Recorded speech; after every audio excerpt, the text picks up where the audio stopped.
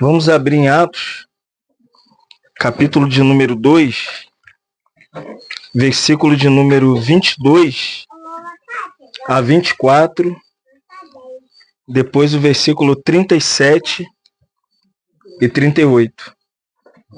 Atos, capítulo 2, versículo 22 a 24, depois os versículos 37 a 38. Amém?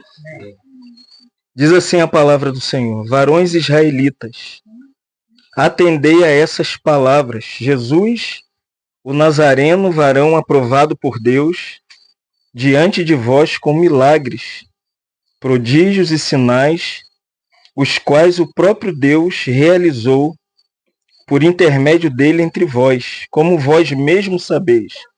Sendo este, Jesus, entregue pelo determinado desígnio e presciência de Deus, vocês o mataram, crucificando por mãos iníquas, a qual, porém, Deus ressuscitou, rompendo os grilhões da morte, porquanto não era possível que ele fosse retido por ela. Versículo 37 e versículo 38 do capítulo 2. Ouvindo eles essas coisas, compungiram-se-lhes o coração e perguntaram a Pedro e aos demais apóstolos: que faremos, irmãos? Respondeu Pedro: arrependei-vos, e cada um de vós seja batizado em nome de Jesus Cristo, para a remissão dos vossos pecados, e recebereis o dom do Espírito Santo. Te agradecemos, louvando a Ti por Tua graça e a Tua misericórdia. Pedimos agora, Senhor, a direção do Teu Espírito Santo, para que o Teu Espírito fale ao nosso coração. Queremos dizer, como o escritor aos Hebreus: se hoje ouvirdes a voz do Espírito Santo, não endureçais os vossos corações. Senhor, abre o nosso coração nessa noite. Ilumina os olhos do nosso coração. Estamos aqui para ouvir a Sua voz, Espírito Santo. Por isso, ministra a nós e fala ao nosso coração nessa noite. É o que nós pedimos a Ti, ó Pai, em nome do Teu Filho, ó Pai. Em nome de Jesus. Nós temos estudado o livro de Atos, e uma das coisas mais belas naquilo que nós percebemos em Atos dos Apóstolos, desse nosso ciclo, né, de estudos nessa biografia que conta a história da igreja, o que é espetacular nesse capítulo 2, como nós já vimos, é que, de repente, eles vão todos para o mesmo lugar. E nesse lugar, que é o cenáculo, os 120 ficam esperando essa promessa que o Pai havia feito, que eles deveriam ficar em Jerusalém até que do alto eles fossem revestidos de poder. E eles obedeceram à voz do Senhor. Em obedecer à voz do Senhor, eles ficaram ali esse período, pelo menos de 10 dias orando, irmãos. Que graça, né? A gente poder obedecer o Senhor, mas em obediência a uma ordem implícita do Senhor, eles estavam orando. Como a obediência e a oração caminham juntas. Se a gente é servos e servas do Senhor, a primeira coisa que a gente precisa observar nesse capítulo 1 e 2 é que os irmãos da igreja primitiva, eles aprenderam, primeiro, a obedecer à voz do Senhor. E segundo, a orar. Irmãos, a única coisa que o Deus eterno pede de nós, como filhos dele, é que a gente sejamos obedientes à sua voz, ao seu propósito, às suas promessas, aos seus planos, e os nossos corações estejam abertos a serem dirigidos pela vida de oração. Não tem como receber qualquer promessa de Deus, qualquer ação de Deus, se nós não orarmos, irmãos. Eu acredito que esses últimos dias, essa frieza espiritual que a igreja tem passado no nosso país, é porque a igreja tem orado muito pouco. As reuniões não são reuniões para orar. Tem tantas coisas nas reuniões, tantas falácias nas reuniões, que nós nos esquecemos que a igreja primitiva, debaixo de uma direção do Espírito Santo e a palavra do Senhor Jesus Cristo, eles subiram para o cenáculo. É como essa casa com um terraço e eles ficaram ali orando. E olha que lindo, Lucas, que escreveu o livro de Atos, diz que enquanto eles oravam, aleluia, diz assim, estavam todos reunidos, 2:1, no mesmo lugar e de repente, aleluia, veio do céu um vento como de um vento impetuoso e encheu toda a casa onde eles estavam reunidos e apareceu distribuída entre eles línguas como de fogo e sobre cada um deles, agora a beleza do versículo de número 4, todos ficaram cheios do Espírito Santo, irmãos. A ação de Deus nesses últimos dias, a liderança que o Senhor tem para nós, é Efésios capítulo 5, versículo 18. Paulo diz, não vos embriagueis com vinho, no qual há dissimulação e contenda, mas enchei-vos do Espírito Santo.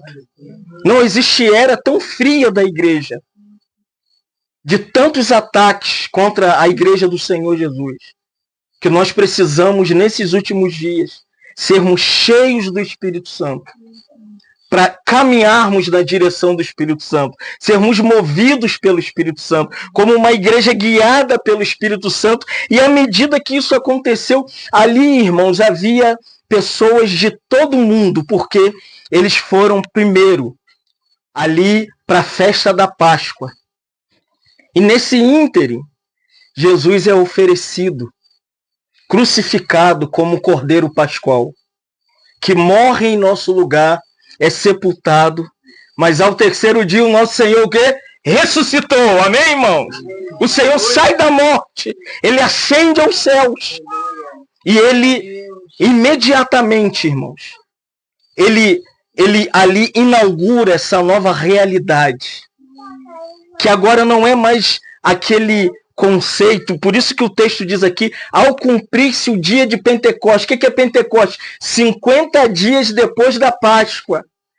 50 dias depois que Jesus foi crucificado, sepultado, ressuscitou, cumpriu-se o derramamento do Espírito Santo, irmão. Estavam todos reunidos no mesmo lugar e veio o Espírito Santo sobre eles. Quando o Espírito Santo veio, existiam pessoas de todos os lugares, da Arábia, cretenses, medos, persas, e começou uma indagação. O que está acontecendo aqui? Porque nós ouvimos falar a sua própria língua materna, as grandezas de Deus, e acusaram aqueles cristãos que acabaram de receber o Espírito Santo de estarem embriagados. Que coisa, né, irmãos? Cheios do Espírito Santo, gozando do desfrute do Espírito Santo, da presença do Senhor ali derramada sobre eles. E a multidão não está entendendo nada. Eles começam a zombar dos discípulos do Senhor. Estão embriagados, já era meio-dia, essa hora do dia. Graças a Deus, irmãos, que Pedro se levanta, e à medida que Pedro se levanta, ele diz não, aleluia, o que está acontecendo aqui foi prometido em Joel capítulo 2, versículo 27 a 32, que nos últimos dias a promessa do Senhor no Antigo Testamento era que ele derramaria do Espírito Santo sobre o quê? Sobre toda a carne, irmão. É uma promessa. Glória a Deus. O Senhor precisava visitar a terra. Glória a Deus. Atos 2 é um contraponto de Gênesis capítulo 11. Quer dizer, quer entender Atos 2? Leia Gênesis 11. Aonde aqueles homens, depois do dilúvio, em Gênesis 7, ali que você vê Noé ali com sua família saindo da arca, depois que as águas se baixaram, Deus dá um sinal no céu do arco-íris que ele não mais julgaria a terra com água. E Noé sai com sua família, Noé planta uma vinha, Noé se embebeda, Noé venceu o dilúvio, mas se encheu de vinho. Noé se perdeu, irmãos. Logo que saiu da arca. E da sua descendência nasce um homem que coloca o nome dele de Nimrod. E ele era um homem poderoso entre os homens, ele era um prudente caçador. Então ele tem a brilhante ideia de criar uma torre. E o nome dessa torre, em Gênesis 11, é chamado de Torre de Babel. No hebraico, a expressão Babel significa terra de confusão. Todo mundo agora está ali tentando ser unânimes, tentando alcançar o céu pelos seus esforços humanos. Mas graças a Deus pela Trindade Divina, que se manifesta, o Deus triuno disse, desçamos e confundamos, porque eles são unânimes nisso, nessa artimanha para tentar chegar ao céu. E Deus desce, e aí você tem essas línguas que você vê hoje. Tem pessoas de diferentes dialetos em todos os lugares, em cada canto, e se espalham por toda a terra. Mas quando você chega em Pentecostes, Deus acaba com o problema da Babilônia, amém? Com o problema de Babel acaba. Acabou Babel, acabou a confusão, acabou a contenda, acabou a divisão, acabou os problemas. Porque agora o Espírito derramado, irmãos.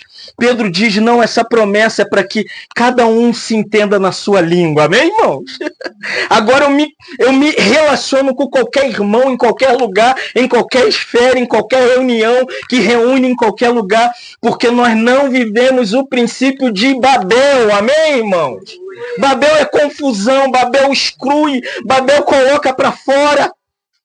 Mas o Pentecoste une, o Pentecoste agrega, o Pentecoste atrai, o Pentecoste aproxima, o Espírito não divide, o Espírito não é esse espírito faccioso. Por isso ele usa a Bíblia. Pedro pega a palavra e diz, olha, o que já aconteceu aqui foi profetizado por Joel, irmãos. E eles ficam atônitos. Eles ficam apreensivos. E agora, irmãos, você tem o derramamento do Espírito, a promessa do livro de Joel, e Pedro diz claramente que eles precisavam ouvir a pregação sobre Jesus. Foram para uma festa religiosa, mataram Jesus, crucificaram Jesus, gritaram, mate Jesus e solte Barrabás. Foi na Páscoa.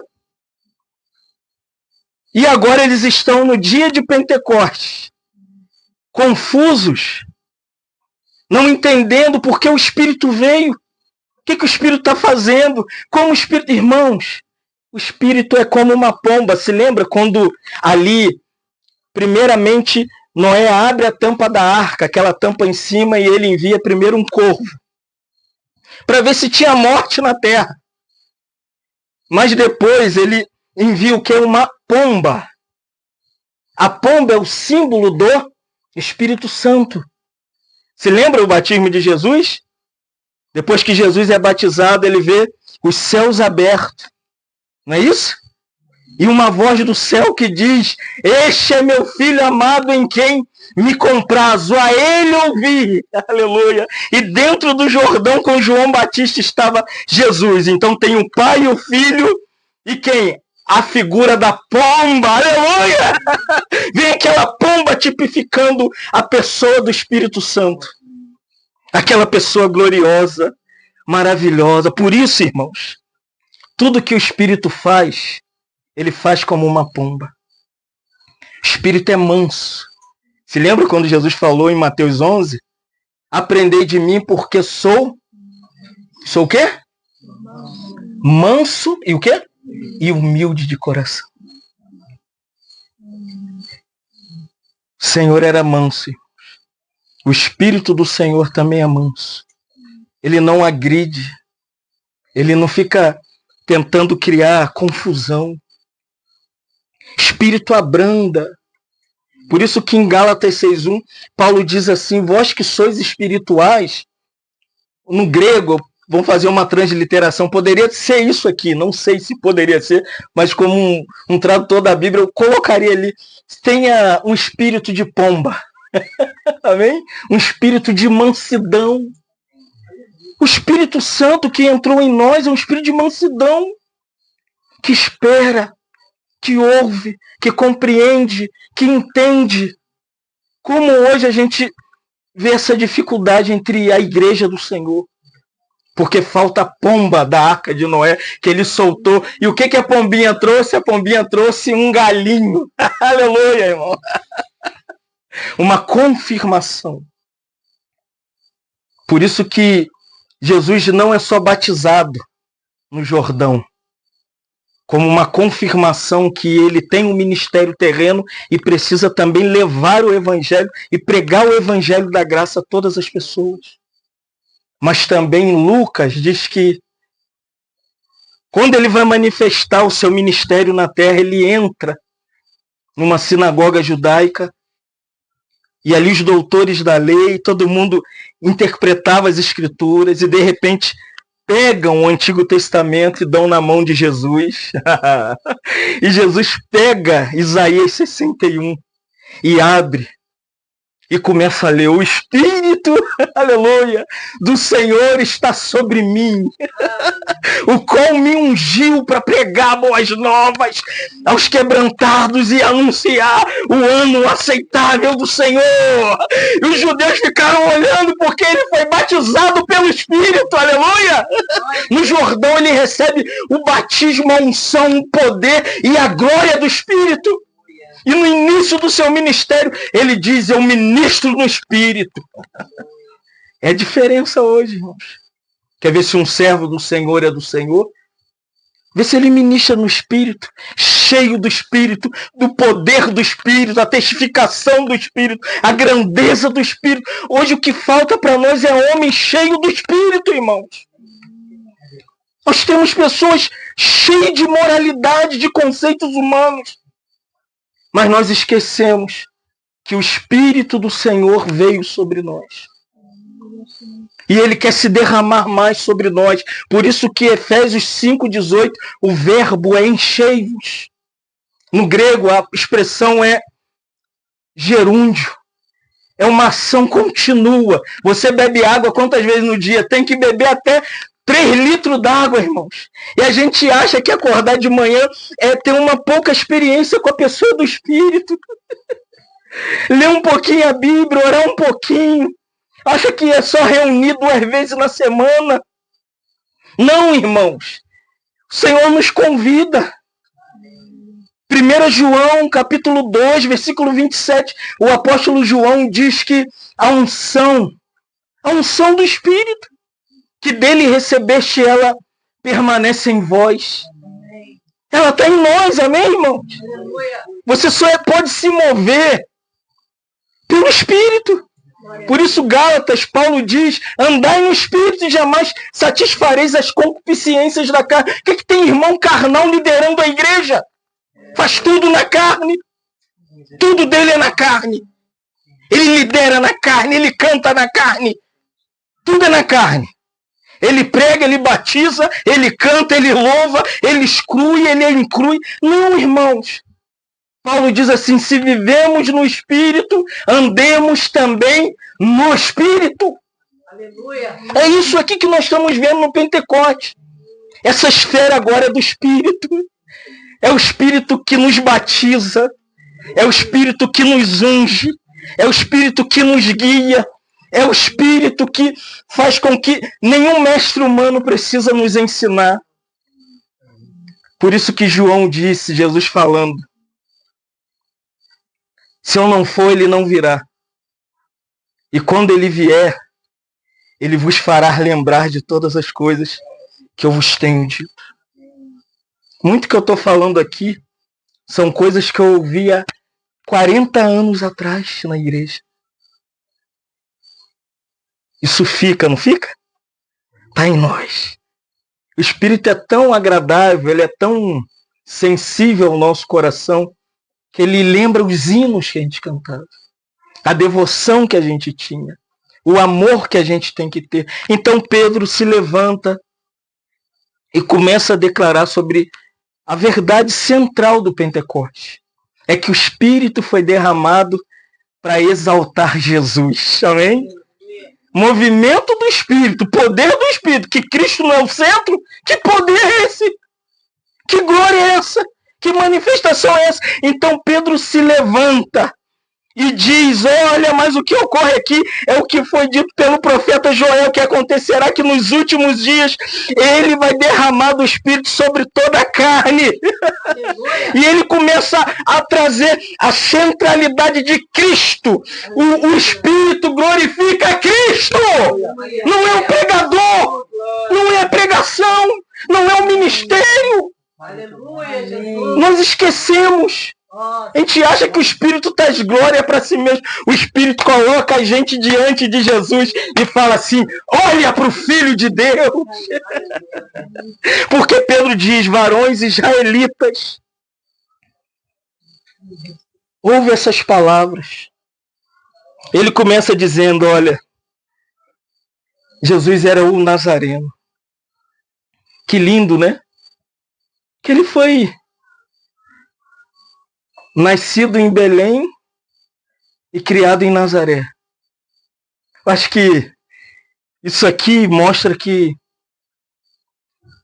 a gente tem que parar de buscar a grandeza. Acabar com esse negócio da mania de grandeza na igreja. Eu tenho que ser o primeiro. O primeiro banco é meu. Esse ministério é meu. Esses irmãos são meus. Ele era um nazareno. Se lembra dos discípulos quando falou: eu encontrei Jesus, o Nazareno.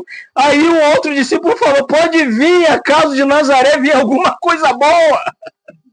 Nazaré é lugar de desprezo, lugar de abandono. Quer saber se você está de fato na igreja quando te desprezam? Tira o seu ministério, tira o seu serviço, tira até aquele negócio que a gente mais ama é congregar. Você fala assim: não vai mais, falaram para mim uma vez, não precisa mais vir reunir na igreja. Eu falei: mas tudo que eu tenho é a igreja. Não vem mais. Eu falei: Senhor, e agora? Aí o Senhor me lembrou: você é nazareno.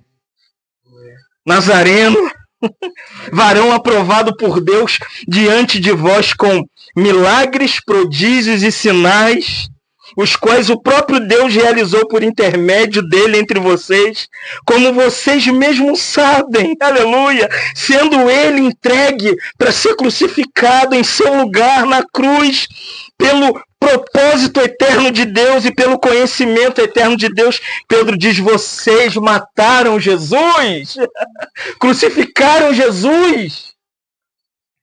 E aqui, irmãos, está a verdadeira história. Sabe por que a gente não compreende a pessoa de Jesus? É porque tiraram Jesus do centro da igreja. A mensagem de autoajuda é a era do David Leonardo, do Pablo Marçal. São os coaches da igreja que enche estádio, dos valadões que estão disputando por ministério, quem tem a igrejinha maior. E não é diferente entre nós não, irmãos. É uma boa mensagem para amaciar o ego. Mas a mensagem para a igreja é: vocês crucificaram Jesus. A velha mensagem ainda é a mensagem da cruz. Se lembra que nós cantávamos na juventude: como amo a mensagem da cruz? Eu cantei isso a minha infância toda nos cordeirinhos. Hoje você entra lá, não tem nada de cruz.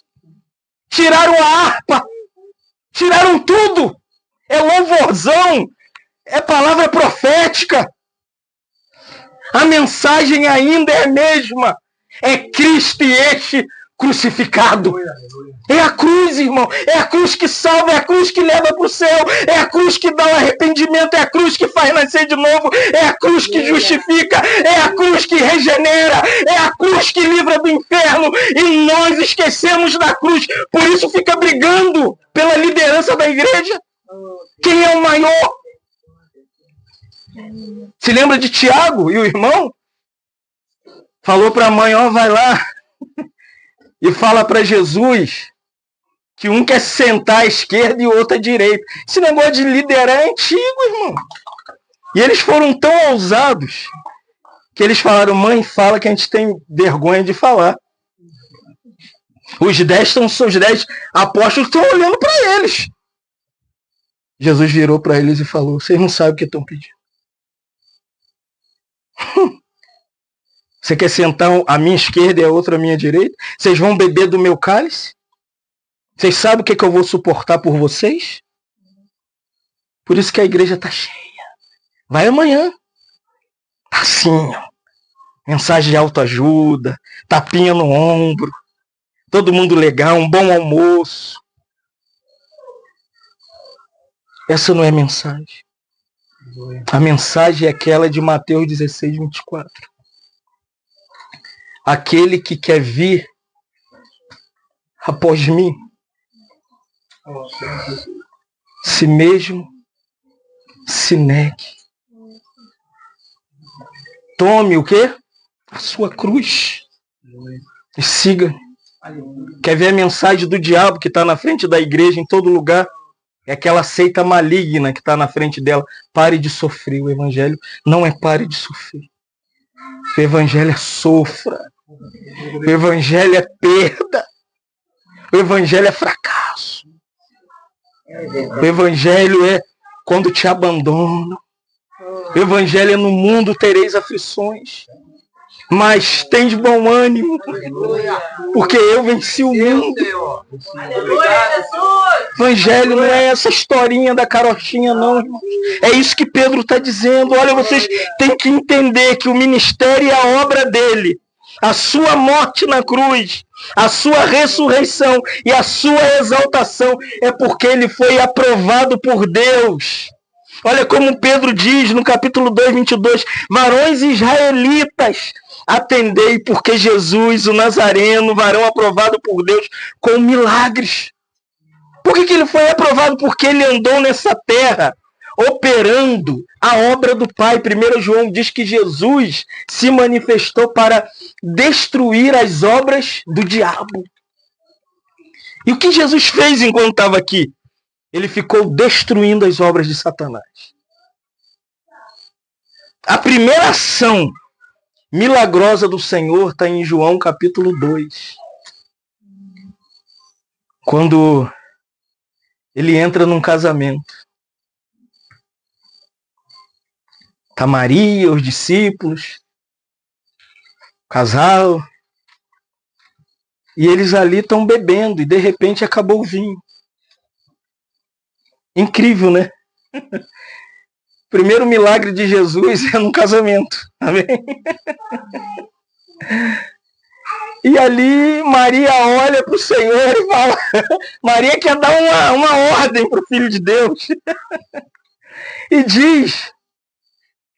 Olha, você tem que operar alguma coisa aqui. Você não vai fazer nada? E Jesus virou para Maria, não desprezando Maria. Ele disse que tem eu contigo, mulher. Ele não está desprezando Maria. Ele coloca Maria no lugar dela, irmão. Vocês têm seu lugar, amém? Na comunhão da igreja, amém, irmãs? Mas tem hora que as Maria quer virar pastora. Já viu agora? Todo mundo é pastora. Presbítera. Tem umas que é presbítera. Fica atrás do marido manipulando. Fica atrás. Ela é que decide. A voz é dela. A ordem é dela. Eu tive uma lá em casa. Minha mãe estava por trás. Até que entendeu o lugar dela. Vocês precisam entender seu lugar na comunhão. Nós não estamos desprezando as irmãs. Que as irmãs aqui estavam ali ofertando, colocando tudo aos pés do Senhor. Para que o Senhor fosse de cidade em cidade. Foram elas que chegaram no túmulo.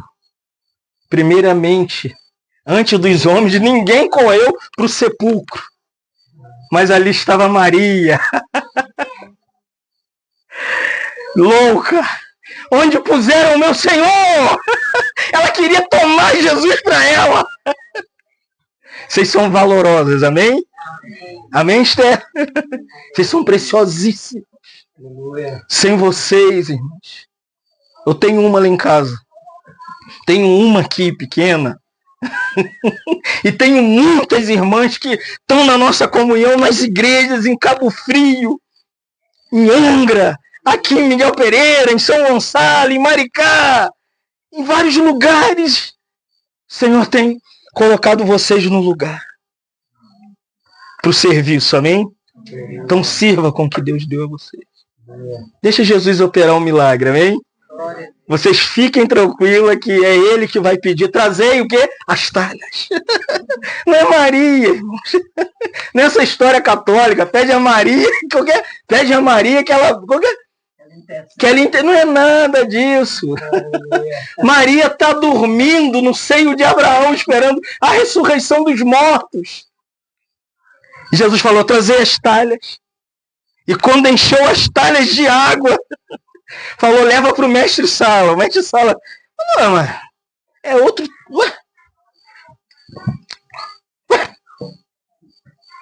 Não era água! Era água, era vinho, irmão! Ele transformou a água em vinho! É o poder do Senhor em operar milagres e prodígios. É a primeira vez que ele opera milagre. É aqui que está. Com isto, João 2,11 diz, deu Jesus princípio aos seus sinais e milagres em Caná da Galileia.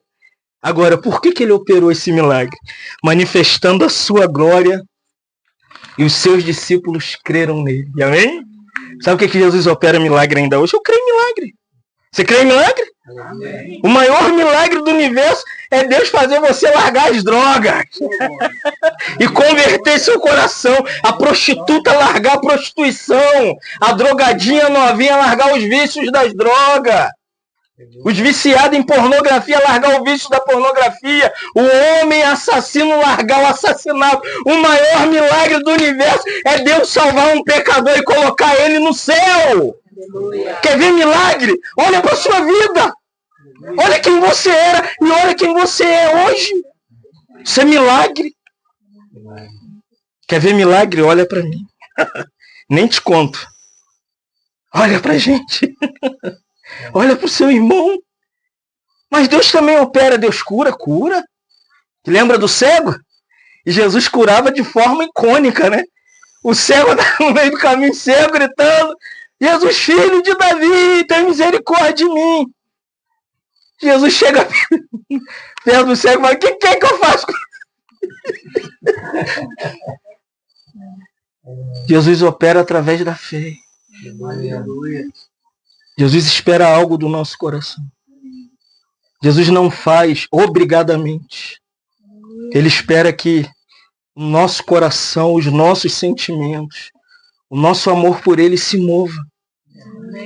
Por isso que ele sempre usava aquela expressão, vai, a sua fé te salvou. Deus opera através dessa ação voluntária do nosso coração. E aqui também Pedro diz que ele operava sinais. Milagre é uma coisa, sinal é outra. Milagre é uma ação sobrenatural naquilo que você não pode fazer. Você não pode transformar água em vinho, só ele. Você não pode mudar seu filho, tirar seu filho das drogas. Só você dobrar o joelho e pedir, opera o milagre. Aí ele faz. E o sinal é quando ele chegou na casa de Maria e Marta. Aí ele fala, se tu chegasses aqui, Senhor, levou muito tempo, 4 dias ele não teria morrido. E Jesus olhou para elas e falou aquela, é muito usada em sepultamento essa palavra. Jesus olhou e falou, eu sou o quê? Ele é um sinal vivo de quem ele é. Eu sou o quê? A ressurreição e a vida. É lindo, irmão, porque ele diz assim, ainda que morra, viverá. O maior sinal de Deus para nós é que se você morrer agora, você vive aonde? Na presença de Deus, eternamente. Morreu, para onde você vai? Para a presença de Deus. Você entra na... Esse é o maior sinal. Só que o contexto é que Marta falou, eu sei, Senhor, que ele vai ressuscitar. Ela era teóloga. O nosso problema é a nossa teologia, sabia? A gente é muito teológico. Quando começa a ser muito teológico, a gente perde o amor. perde a direção, o discernimento, a compreensão da igreja. Ela fala, eu sei que ele vai ressuscitar no último dia. Está falando lá do tribunal de Cristo, para as bodas do Cordeiro. Jesus olhou para Maria e Marta e falou, meu Deus, começou a chorar. Jesus chorou. As pessoas acham que Jesus chorou, que estava triste por causa da morte de Lázaro também. Mas Jesus chorou pela incredulidade delas. Às vezes Deus quer operar um sinal. Nós somos incrédulos, irmãos. Nós não cremos. Nós não abrimos o coração. Não nos colocamos debaixo da autoridade do Espírito Santo e da pessoa de Cristo.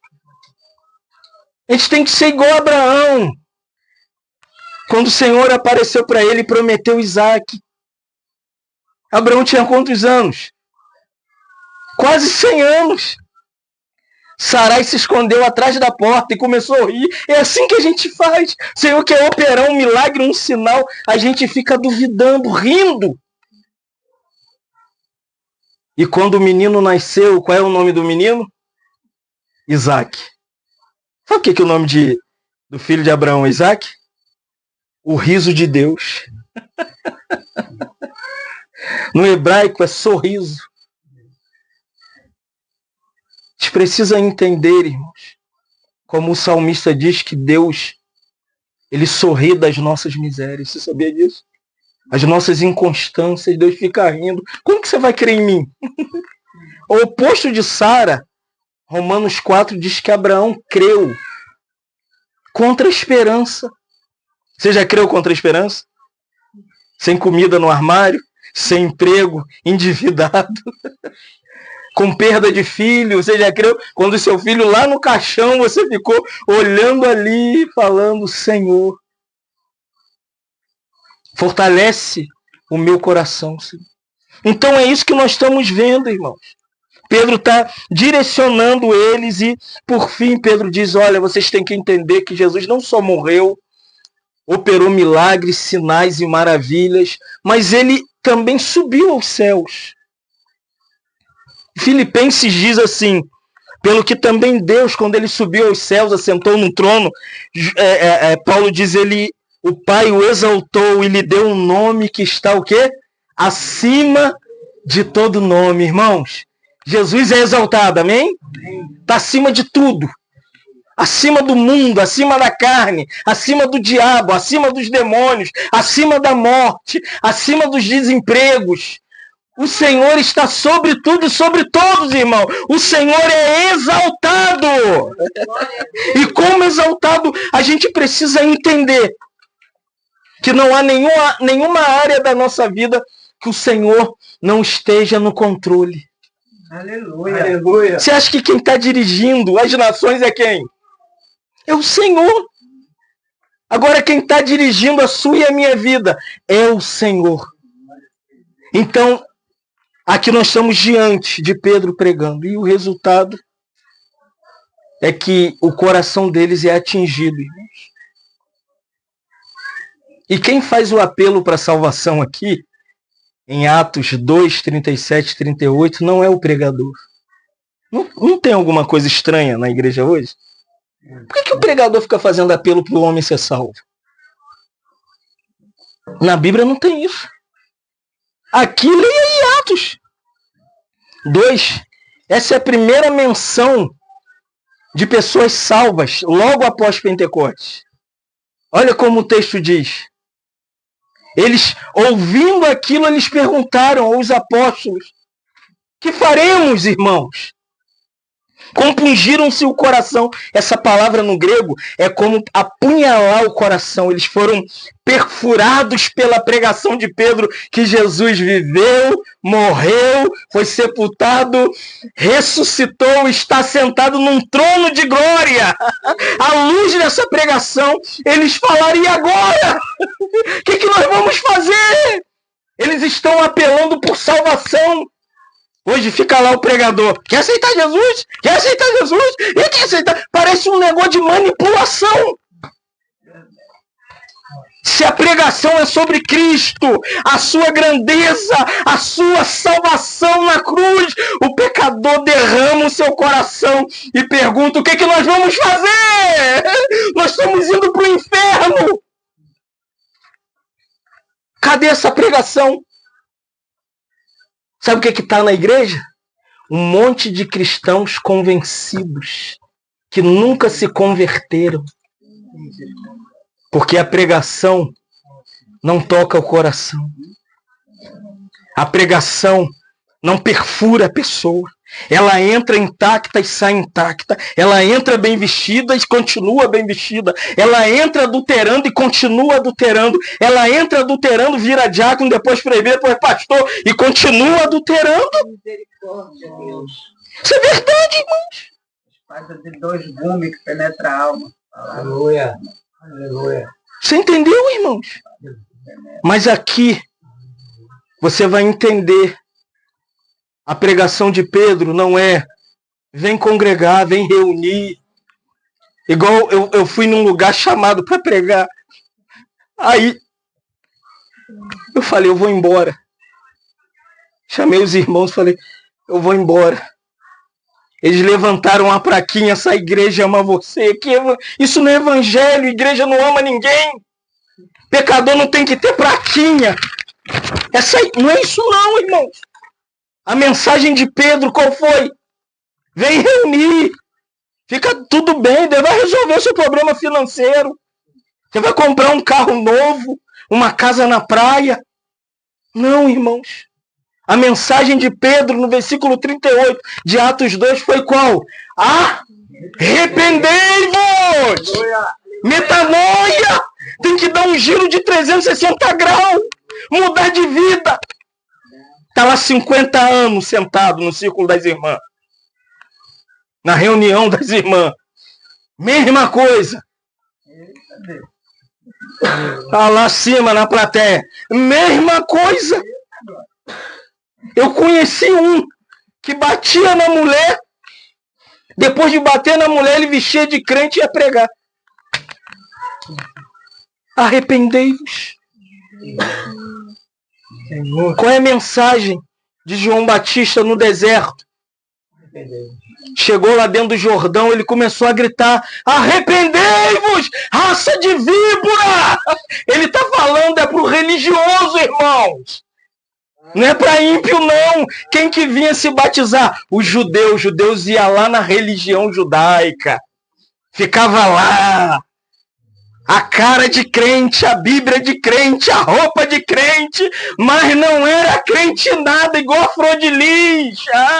A cara de crente, o cabelo de crente, o dente de crente, a canção de crente, e deu 38 tiros lá na minha cidade, lá de São Gonçalo. E tá cantando no presídio: eu sou uma serva de Deus, arrependei-vos! Não tem arrependimento. Tá aí, machuca os irmãos, exclui os irmãos, bota os irmãos para fora. Amanhã tá lá todo vestidinho de crente, com a mesa, a ceia, cheio de pompa. Arrependei-vos. Arrependei-vos. Arrependei-vos. Diz que Jesus inicia seu ministério. E foi Jesus de cidade em cidade, pregando a mesma mensagem de João Batista. Qual era? Arrependei-vos. Chamou os 12 e falou: ide. Não leva bolsa, não leva alforje, não leva nada. Vai e pregai o arrependimento, porque está próximo o reino dos céus. E para finalizar, a história da igreja termina com o fracasso das 7 igrejas. E para cada uma das igrejas, as pessoas falam muito da igreja. Olha o chamado para a igreja. Em Éfeso, Apocalipse 2:5. Lembra-te depois onde caíste e arrependei-vos. Chamado para a igreja não é para ela ir para o céu. Deixa eu falar uma verdade. 90% da igreja não vai ser arrebatada. Você está enganado. Essa bagunça envolvida com política, com um monte de coisa. Chamado é arrependa-te para Pérgamo, portanto, arrependa-te. Para Tiatira, eis que eu te postro de cama. Muitos irmãos em cama, enfermos, bem como em grande tribulação, os que adulteram contigo. Aqui está falando para a igreja, não é para o mundo, não. Está falando que a igreja estava em adultério, estava em tribulação, caso não se arrependam das obras que vocês praticam. Entendeu? Para Éfeso, arrependa-te. Para Pérgamo, arrependa-te. Para Tiatira, arrependa-te. Para Sardes, lembra-te, pois, o que você tem ouvido e recebido, guarda o que tem, mas se arrependa. Para Laodiceia, a igreja, essa é a igreja que vivemos. É a era de Laodiceia. O local onde eu congregava, eu fui convidado para ministrar.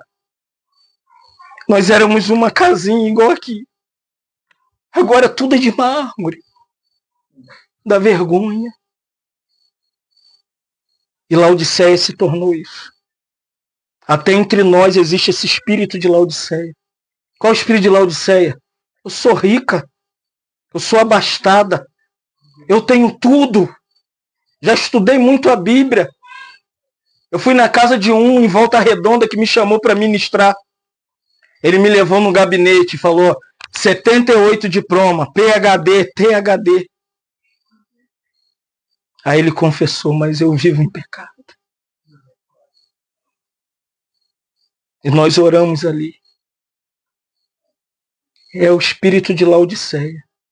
E Jesus virou para Laodiceia e falou: você é pobre, cega e nua. E disse para ela: eu repreendo e disciplino a quantos amo. Amém, irmãos? Você está passando por sofrimento, tribulação, perda de filho, angústia, repreensão, disciplina na igreja, irmãos. Está aqui, ó.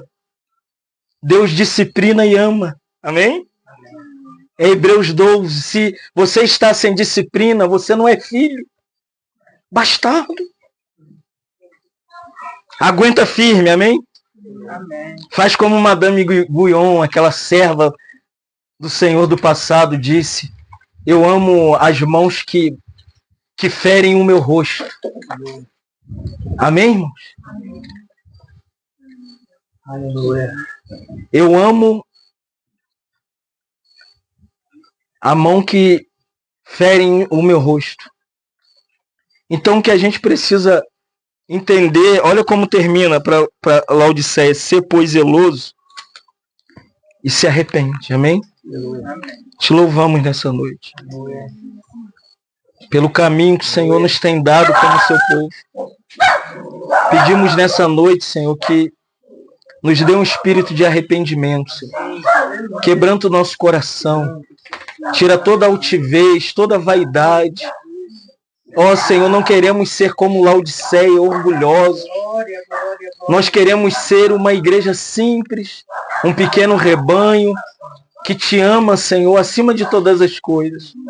Nós não queremos te amar porque temos comida, Senhor, em casa, ou um bom carro, ou uma boa casa. Nós queremos te amar pelo que o Senhor é. Nós não queremos te amar porque o Senhor multiplica pão e peixe. Mas nós queremos declarar como Pedro nessa noite, quando o Senhor disse: você não quereis retirar-vos, ir embora. Mas Pedro disse: para onde iremos nós? Senhor, para onde iremos nós nessa noite? Se só tu tens as palavras de vida eterna, Senhor. Nosso lugar é seguir o Senhor. Se sofrermos é com o Senhor. Se perdermos com o Senhor. Se morrermos com o Senhor. Se recebermos alguma bênção, que seja com o Senhor. Nós não queremos, Senhor, servir o Senhor por bênçãos materiais, mas nós queremos te servir pela tua grandeza e a tua majestade, a tua beleza, a sua santidade, a sua honra e a sua glória, Senhor. Enche o nosso coração nessa noite. Fala mais conosco. Mostra-nos mais a tua palavra. Revela-nos mais sobre seu Filho, Senhor. Ó Deus, fala-nos mais, Senhor. Por meio do teu Espírito Santo, Pai. Em nome de Jesus. Amém.